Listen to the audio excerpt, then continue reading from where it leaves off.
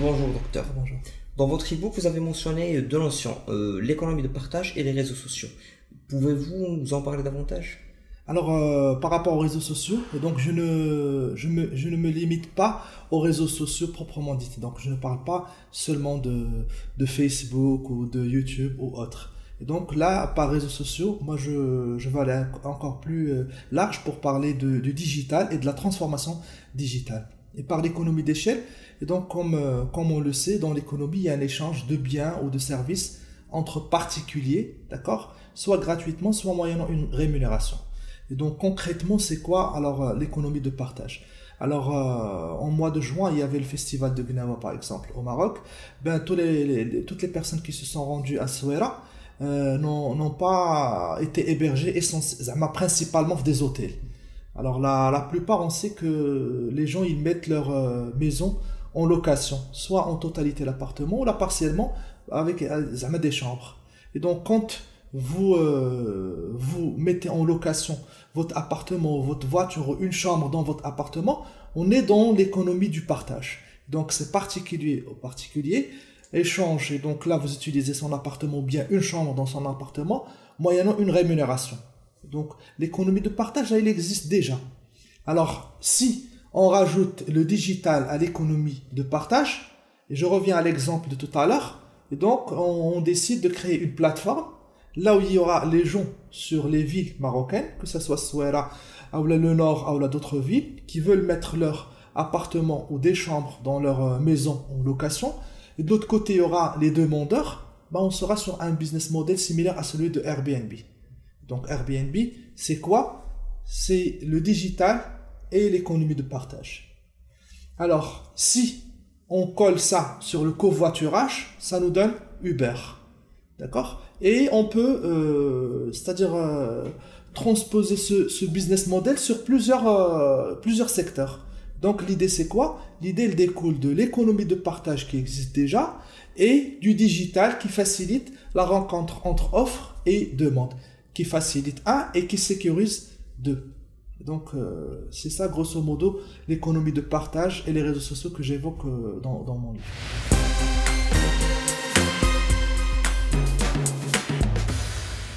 Ça marche. En fait, il y a deux notions aussi qui sont récurrentes. C'est le crowdsourcing et le crowdfunding. Vous les avez mentionnés à maintes reprises.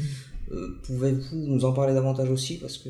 Alors aussi le crowdsourcing, c'est pas vraiment un truc nouveau. Donc si je veux parler brièvement du crowdfunding, c'est le financement par la foule. Donc il y a une foule de personnes qui financent un projet. Elle prend plusieurs formes. Première forme, c'est une forme de don, sans contrepartie. Et donc, un don sans contrepartie, c'est généralement la foule qui finance un projet, d'accord, qui donne une somme d'argent sans contrepartie sous forme de donation. C'est ce qu'on fait tous les jours quand on veut construire une mosquée. Et donc, une ville ou un quartier ou un village, on veut construire une mosquée, d'accord, on crée une association, elle a un compte bancaire, et donc il y a les donateurs qui viennent faire des donations, et donc c'est une foule qui finance un projet, l'exemple de la mosquée, sans contrepartie. Ça, c'est la première forme du crowdfunding.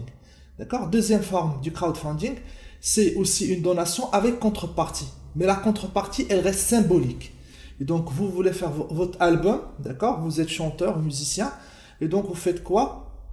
Vous allez demander du crowdfunding à ce que les gens financent votre projet de production de votre album, et que la contrepartie soit un exemplaire de l'album que vous allez produire. Et donc là, c'est une donation avec une contrepartie, mais la contrepartie, elle reste symbolique.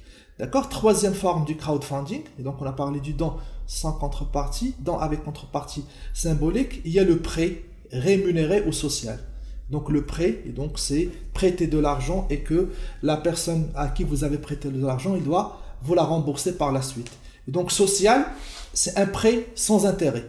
Donc quand est-ce que je vais m'intéresser à prêter de l'argent à quelqu'un pour financer un projet sans intérêt, sans que je perçois un intérêt? C'est quand moi j'ai un intérêt dans son projet.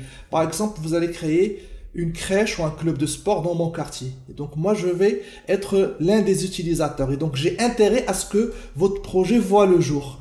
C'est pour cela que je peux accepter de vous prêter de l'argent, et donc prêt social, et donc prêter de l'argent sans intérêt.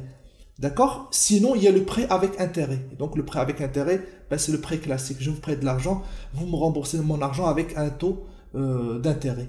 Et donc, à titre d'exemple, en France, par exemple, le prêt social ou non rémunéré ne doit pas dépasser les 2000 euros. Et le prêt avec intérêt en France ne doit pas dépasser les 5000 euros. Pour ne pas entrer en compétition et en concurrence avec les organismes classiques de financement. Et donc jusqu'à là, nous avons parlé de 3 formes de crowdfunding. D'accord? La 4e forme du crowdfunding, c'est l'equity crowdfunding. Et donc c'est carrément quand une personne ou une entreprise, donc personne physique ou morale, d'accord, vous donne de l'argent et donc finance une partie de votre projet et qu'elle prend en contrepartie des actions. Et donc c'est l'equity crowdfunding. Alors, nous avons parlé des 4 formes. Le fonctionnement. Vous avez un projet, vous allez sur l'une des plateformes du crowdfunding mondialement reconnues, vous allez mettre votre projet, le descriptif, le montant que vous voulez avoir et la durée.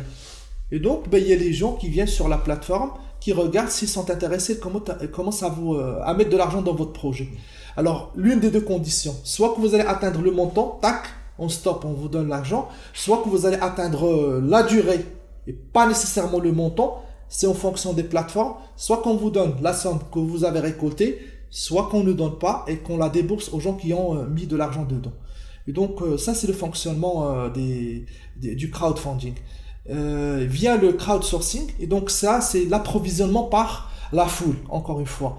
Et donc vous avez un projet et donc la sous-traitance. Et donc la sous-traitance, tout le monde sait ce que c'est que la sous-traitance. Et donc un entrepreneur n'est pas obligé de réaliser toutes les opérations par lui-même. Il peut sous-traiter une partie ou la totalité des opérations chez un sous-traitant ou un prestataire de service ou autre.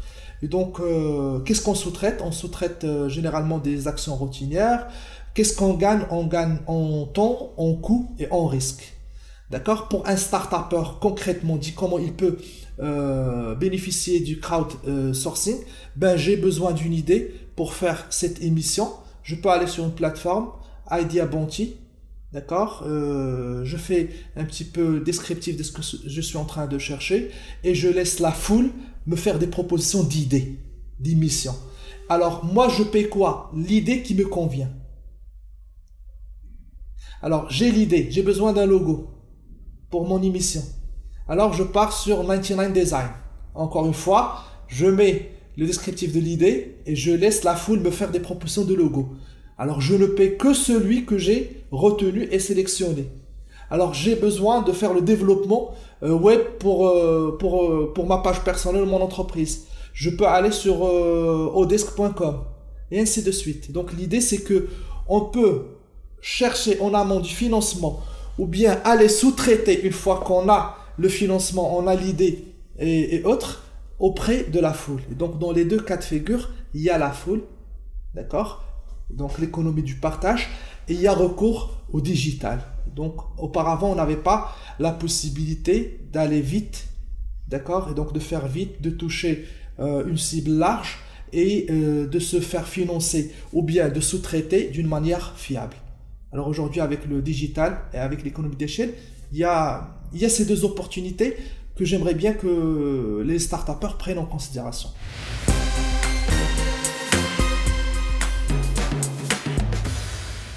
Ça marche. En fait, une question qui se pose d'ailleurs par beaucoup de gens, est-ce que réellement le Maroc, par exemple, est concerné par le crowdsourcing, par le crowdfunding? Parce que ce sont des notions qui paraissent un peu... Voilà, donc est-ce que le Maroc, les Marocains sont concernés par tout ça? Bon, quand vous parlez Maroc, on parle Maroc, pays émergent, on parle Afrique. Ben, il y a cette croyance qui n'est pas vraie, d'accord, de dire que ça n'existe pas chez nous. Il faut attendre, d'accord, l'arrivée de je ne sais pas quoi, la validation de je ne sais pas quoi. Non, c'est pas vrai. Alors, un Marocain, d'accord, un Algérien ou un Sénégalais, aujourd'hui même, en regardant cette vidéo, il peut aller sur Kickstarter aux États-Unis de l'Amérique, ou bien KissKissBankBank, ou bien Zoomel pour mettre son projet. Et si l'idée intéresse les bailleurs de fonds, d'accord, à la minute qui va suivre, il va voir que on commence à financer son projet. Et donc c'est pas vrai, on n'est pas marocain Maroc, on est marocain monde. Et donc avec le digital, d'accord, vous pouvez commencer à profiter de cette économie de partage et du digital, d'accord, à partir de ce jour-là, sans attendre la validation de loi ou autre chose.